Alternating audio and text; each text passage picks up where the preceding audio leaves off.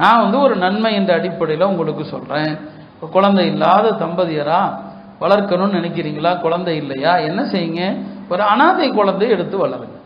தாய் தந்தை 2 பேருமே இல்லைங்க, எத்தனை அனாதை குழந்தைகள் இருக்கிறாங்க, அவங்கள எடுத்து வளருங்க. அப்போ உங்களுக்கு நன்மையும் கிடைக்கும். அப்பையும் நீங்கள் பெற்ற தாய் தந்தையர் அல்ல, அல்லாஹ் அதையும் சொல்லிடுறான். ஒரு அனாதையினுடைய தாய் தந்தை யாருன்னே தெரியல. ஃபைல்லம் தாலமோ ஆபா அகம், எதையும் அல்லாஹ் விடல.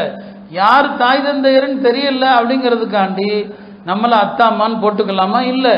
அப்போ உங்களுக்கு அவர்கள் சகோதரர்கள் மார்க்கத்தில் அப்படிங்கிறான். இப்போ இஹ்வானுக்கும் மவாலிக்கும் ஃபித்தீன் என்று சொல்கிறான். சரி, அப்படி அனாதை குழந்தைகளை எடுத்து என்ன செய்யுங்க, வளருங்க. நிறைய நன்மை இருக்குது. ஏன்னா முஸ்லிம்களுடைய வீடுகளில் சிறந்த வீடு அனாதை வளர்க்கப்படுகிற வீடு. முஸ்லிம்களில் சிறந்தவர் ஒரு அனாதையினுடைய தலையை அன்போடு வருடி கொடுப்பவர். ஒரு அனாதையினுடைய தலையை வருடி கொடுத்தா உங்களுடைய விரல்கள் எத்தனை முடிகளில் படுகிறதோ அவ்வளவு பாவங்கள் மன்னிக்கப்படுதுன்னு சொன்னாங்க. அதனால தம்பதி என்னங்க, குழந்தை இல்லாதவங்க உண்மையா அப்படி ஒரு சூழ்நிலை இருந்தா அனாதைகளை எடுத்து நீங்க வளர்க்கலாம். சரி, ஒருத்தர் அவருடைய மனைவி இறந்துட்டாங்க, மறுமணம் செய்யலான்னு நினைக்கிறார். மறுமணம் செய்யும் போது பல பேர் சுயநலமாகத்தான் யோசிக்கிறாங்க. என்ன சுயநலம்? ஒரு குழந்தையே இல்லாத ஒரு பெண்ணை பார்க்கறது, விதவை பெண்ணை தேடுறது. என் குழந்தையுள்ள பெண்ணை தேடுங்க, அந்த குழந்தைக்கும் சேர்த்து நீங்க பொறுப்பு கொடுங்க. நபி ஸல்லல்லாஹு அலைஹி வஸல்லம் அவங்க உம்மு சலமா அவங்களுடைய கணவர் இறந்துடுறாங்க. உம்மு சலமாவுடைய கணவர் யாரு? அபூ சலமா. ஏறத்தாழ ஒரு 5 குழந்தைங்க, அவங்களுக்கு 5 குழந்தைங்க. அபூ சலமா மூத்தாயிட்டாங்க, இதெல்லாம் முடிந்து விட்டது. நபி ஸல்லல்லாஹு அலைஹி வஸல்லம் அவங்க உம்மு சலமாவிடத்தில் உங்களை மனம் முடிக்க விரும்புகிறேன் என்று சொல்லி அனுப்புகிறாங்க. உம்மு சலமா சொன்னாங்க, யா ரசூலல்லாஹ், என் குழந்தைங்கள்லாம் இவ்வளவு குழந்தைங்க இருக்கிறாங்களே, 2 காரணம் சொல்லி தவிர்க்க பார்ப்பாங்க. ஒன்று, எனக்கு ரொம்ப கோபம் அதிகம். 2வது, இவ்வளவு குழந்தைகள் இருக்கிறாங்களேன்னு சொல்லி.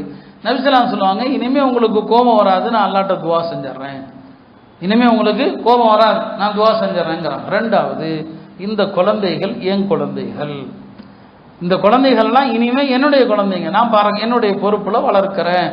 குர்ஆன் அதையும் சொல்லும். மனைவியினுடைய அந்த குழந்தைகளை அந்த 2வது கணவன் பொறுப்பில் எடுப்பது. அது முதல் பார்த்தீங்கன்னா நபி ஸல்லல்லாஹு அலைஹி வஸல்லம் அந்த பிள்ளைங்களை பூரா தம் பொறுப்பில் வளர்த்தான். இது உயர்ந்த நிலைங்க. எத்தனையோ இருக்கிறாங்களா இல்லை, விதவை பெண்கள் இருக்கிறாங்க. குழந்தைகள் உள்ள பெண்ணை நிக்கா செஞ்சு அந்த குழந்தைகளை நான் வளர்த்து ஆளாக்குறேன். அது எவ்வளோ நன்மை இருக்குது தெரியுங்களா? அது அப்போ ஒரு சுயநலத்தோடு யோசிக்கிறது அது ரொம்ப தப்பு. தன்னுடைய அந்த நன்மையை மட்டும் பார்த்து குழந்தை இல்லாத ஒரு பெண்ணா பார்த்து கல்யாணம் பண்றது அப்படிங்கிறது எந்த வகையில சரி? அது அதனால அருமையானவர்களே, அல்லாஹ் இந்த சட்டங்களை தான் இன்றைய தராவிகளை ஓதப்படுகிற சூரத்துல் அஹ்ஸாபில் எல்லாம் அல்லாஹ் குறிப்பிடுகிறான். நான்